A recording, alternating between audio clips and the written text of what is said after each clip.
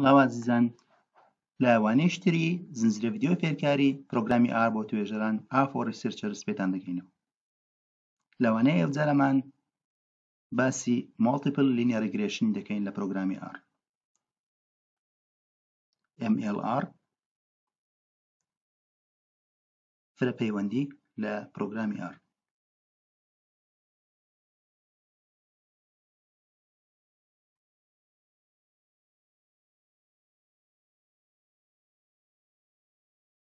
ستایلەکەی چۆنە؟ لە بۆ نمونە دەڵێن فیت بریتیە لە فەنکشنی LM لەناو کەوانەی Y وایەکە بریتیە لە dependent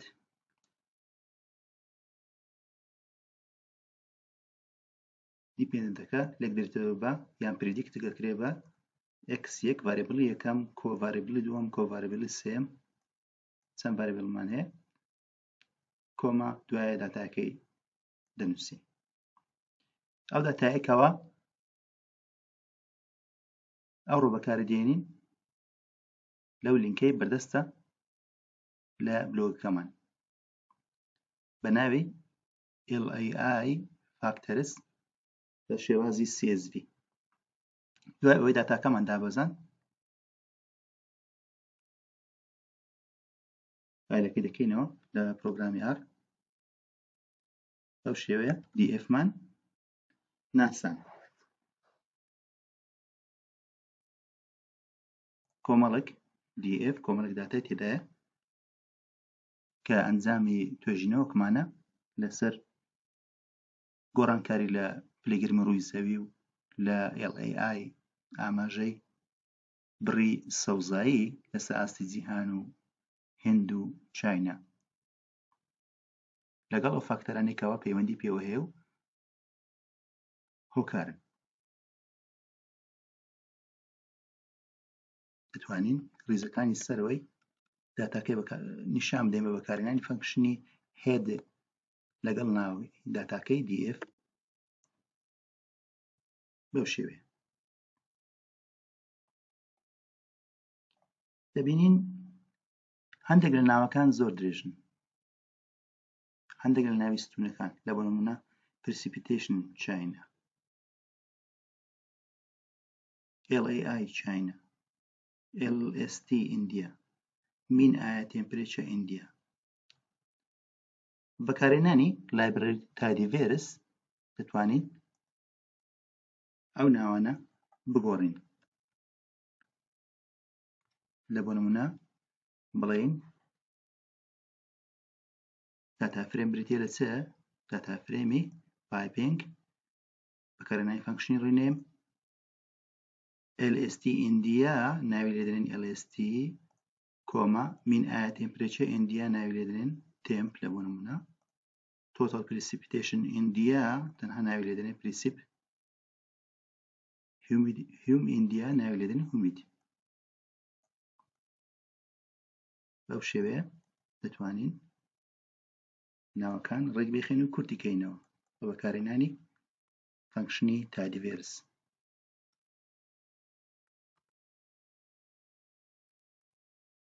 DF دەبینین بەشێک لە ناوەکان گۆڕیتمان کورتمان کردیتەوە.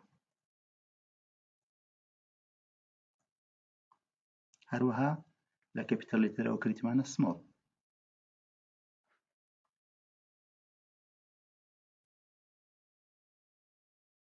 ئێستا ناوی لێنێنێ لە بۆ نمونە fit1 مۆدیلی یەکەم بریتیە لە فەنکشنی LM LAI ئاماژەی سەوزایی LLI لە چاینا بە چ لێک بدرێتەوە بە LST و تمپرێچەر و تمپرێچەر و precipitation و humidity و لەگەڵ داتاکەی دیاری بکەین. بە هەمان شێوە سەبارەت بە LAI لە هند ناوی لێدەنێن fit2 لە بۆ نمونە.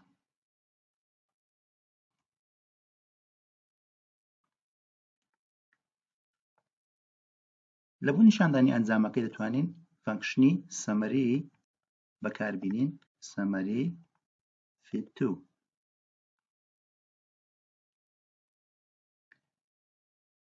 ئەوە مۆدیلەکەیە.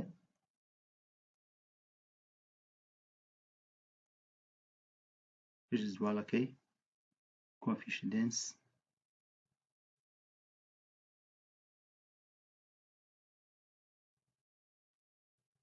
دەبینین لە بۆ سیگنیفیکەنتی ڤالیوی تیەکەی دەبینین تەنها LST لەگەڵ ئایا تێمپرێچەری سیگنیفیکەنتن. وەکو لێرە دەبینین هێمای سیگنیفیکەنتی لە بۆ داناینە. ئەوانی دیکە هەرێک لە پرسیپیتیشن و هیومیدیتی پێوەستیەکەیان پێیەوە سیگنیفیکەنت نییە. جگە لەوە ریزیدوال ستاندارد ئیرۆرمان دەداتێ کە لێرە 0.028 multiple r squared 0.7 adjusted r squared 0.62 لەگەڵ f statistic کە 7 و p valueەکەی گشتی p value ئەو f significantە.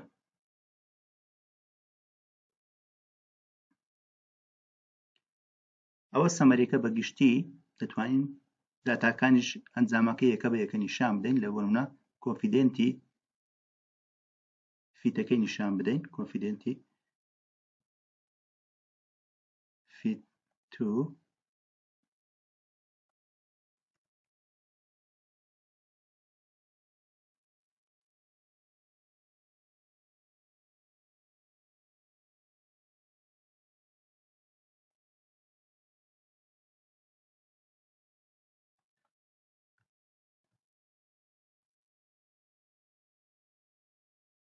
کۆفیشنتەکەی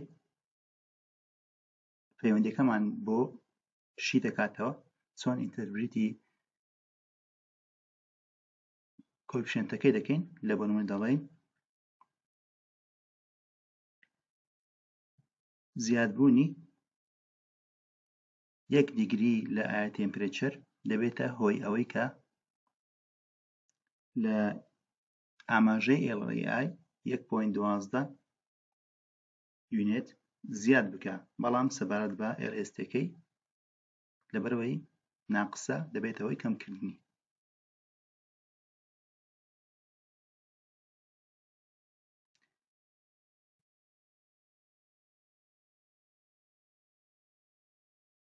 هەروەها دەتوانین ئەنۆڤێ فیتەکەی بدۆزینەوە.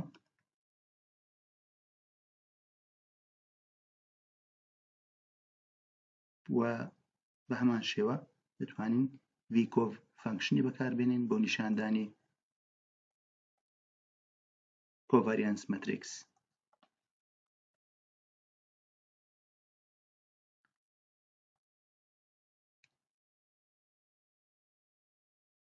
دەتوانین ئەنجامەکەی بە شێوەی پلۆت نیشان بدەین. بە شێوەی پلۆت سەرەتا بڵێن لەیاوتی ماتریکسی C1 2 3 4 کۆما 2 بە 2 لە هەر پێیجێکی 4 گرافمان بۆ نیشان بدە. 4 گراف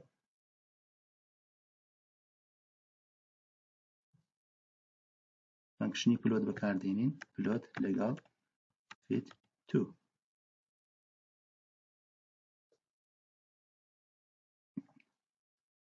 بەو شێوەیە دەبینین residuals لە دژی fitted scale location normality QQ residual لە دژی leverage بۆمان نیشاندا.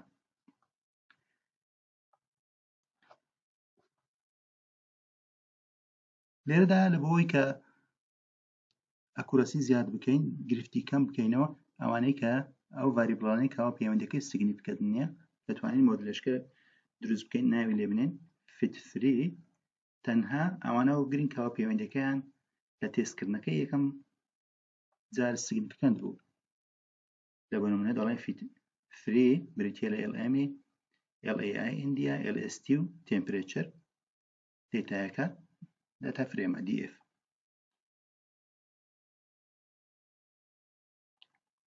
دەتوانین کۆفیشنتی مۆدل نوێیەکەمان ببینینەوە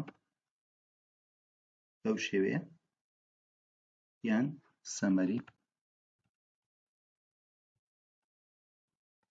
fit 3.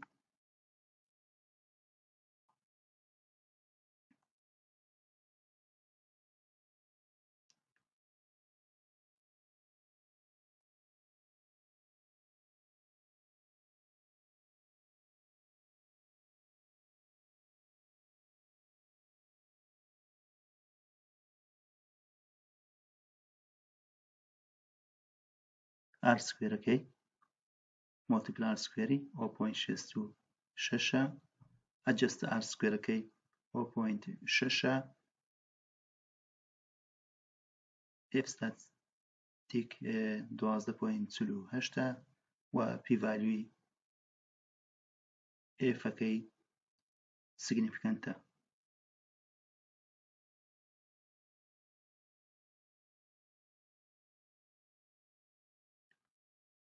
چۆن ئەنجامەکەی شی دەکەینەوە ئینتەرپریتی دەکەین.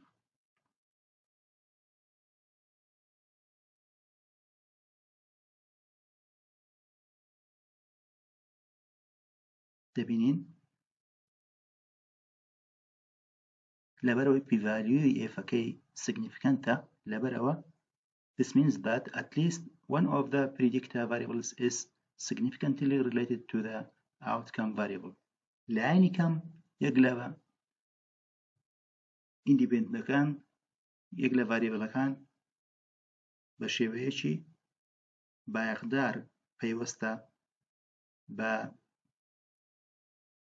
دیپێندنتەکەیەوە کە لێرە LAI بوو کەواتە لایەنی کەم یەک یان زیاتر لە ڤاریبڵەکان پەیوەستی هەیە بە ئاماژەی LAI سەوزایی لە ئیندیا.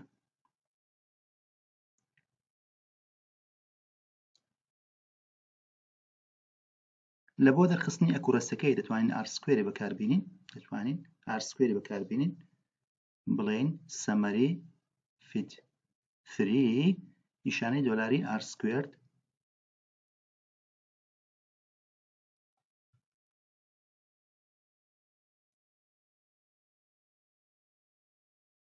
R سکوێرەکەی 0.66 بە هەمان شێوە دەتوانین لە شوێنی R سکوێرەکەی ئەجەست R سکوێر بدۆزینەوە.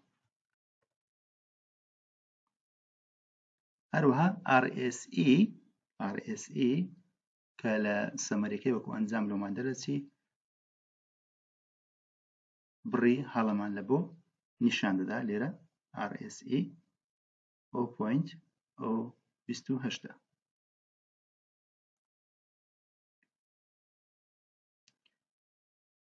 ئەوانەی ئەوڕۆمان بوو بە کورتی دێڵێنەوە فرە پەیوەندی لە پرۆگرامی ئاردا مۆدلەکە ستایلی بەو شێوازی دەنووسرێ وایەکە پردیکت دەکرێت بە x1 x2 x3 4 چەندی هەمان بی داتایەکە لەو لینکێ بەردەستە سەرەتا داتاکە دەخوێنینەوە ناوی لێرەن df داتا فرێم دەتوانین بە فەنکشنی هێد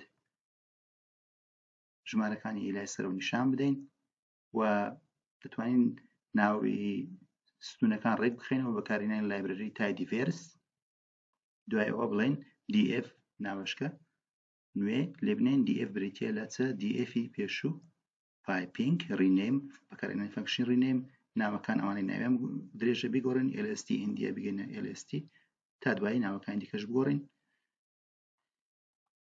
دوای ئەوە مۆدلی دروست دەکەین لە بۆ LAI چاینا و ئیندیا ناوی لێ دەنێن fit 1 و fit 2 سەمەری هەریەکەیان نیشان دەدەین سەمەری فیت 1 و فیت 2 دوای ئەو بەزیە دەتوانین کۆفیشنت و کۆنفیدنت و فیت و ریزیدوال و ئەوان هەریەکە نیشان بدەین و تێستی ئەنۆڤا لەگەڵ بی کۆڤەریانس لە بۆیان ئەنجام بدەین. دەتوانین بە شێوەی پلۆت مۆدلەکەی نیشان بدەین بڵێن پلۆت فیت 1 2 و 3 بەو شێوەیە. کاتێکە لە ژمارەیەکی زۆر ڤاریبڵمان وەرگرتیە دەبینین بەشێکیان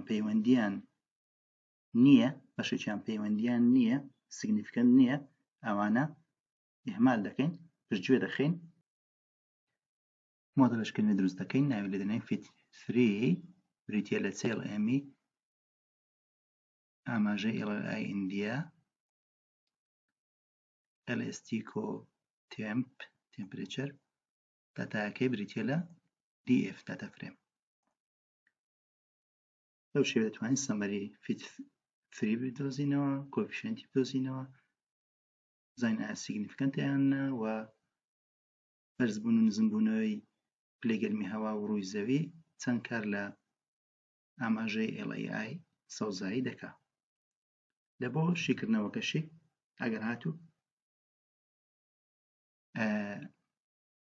پی ڤالیوی ئێفەکەی سیگنیفیکەنت بوو ئەوە لایەنی کەم یەک لە ڤاریبڵەکان بە شێوەیەکی سیگنیفیکەنت پەیوەندی هەیە بە وایەکەی. بۆ دەرخستنی ئەکورەسی مۆدلەکەی دەتوانین R² یان ئەجەست R² بدۆزینەوە و هەروەها سەیری RSE بکەین لە سەمەریەکەی بزانین نمرەی هەڵە چەندە. بەو شێوەیە گەیشتینە کۆتایی وانەیە ئەو جارەمان بەو هیوایان بۆتان سوودبەخش بوو بێت و تکایە لایکی ڤیدیۆ و سەبسکرایبی کەناڵەکەمانت بیر نەچێت.